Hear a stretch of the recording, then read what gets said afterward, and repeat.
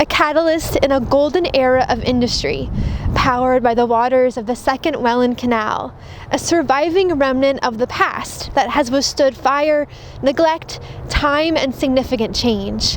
The independent rubber company building, with its towering smokestack, is an enduring testament to Merritton's industrial heritage. I am standing in Mountain Locks Park, behind the independent rubber company building, to bring you History from Here, a video series presented by the St. Catharines Museum and Welland Canal Center.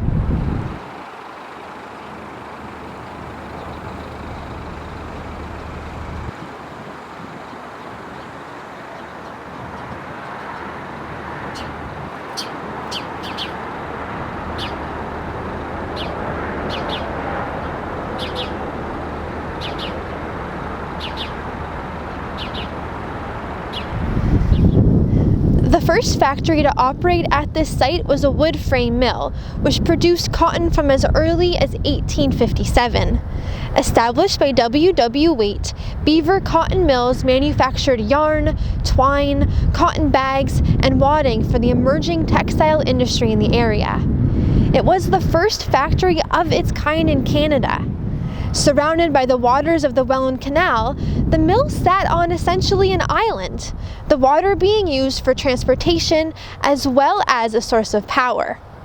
A weir was located behind the building, and a flume directed water to two water wheels inside the factory that powered the cotton mill.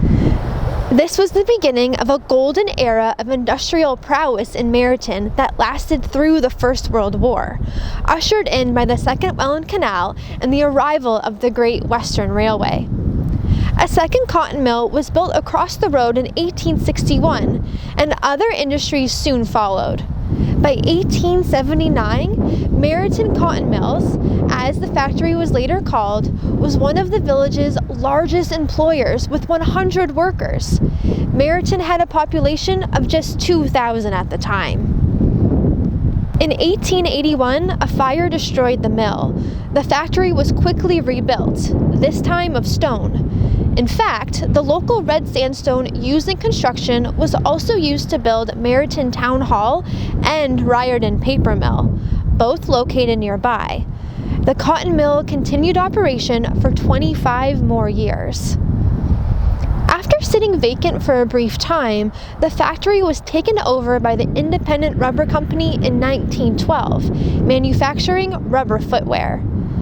Despite expanding facilities on site to increase production, Independent Rubber could not keep up with their competitors in Port Dalhousie, and the factory closed its doors in 1919.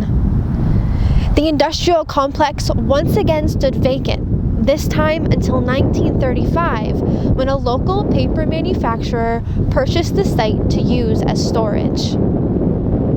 In 1961, the site once again met a fiery catastrophe.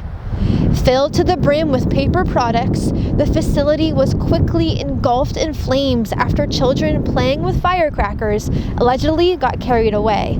It was Victoria Day weekend. The smoke and flames were said to be seen from as far as Buffalo and Toronto. Only one building survived the blaze, the old powerhouse, which once housed steam sheds and water turbines for the factory. In the following decades, the site fell into disrepair as the Merritton community continued to grow and change around it.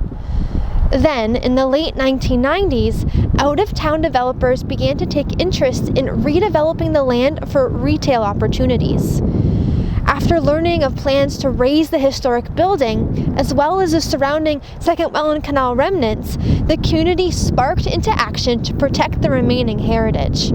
In 2001, the building came into hands of a local developer intending to preserve its vital connection to Merritton's industrial legacy.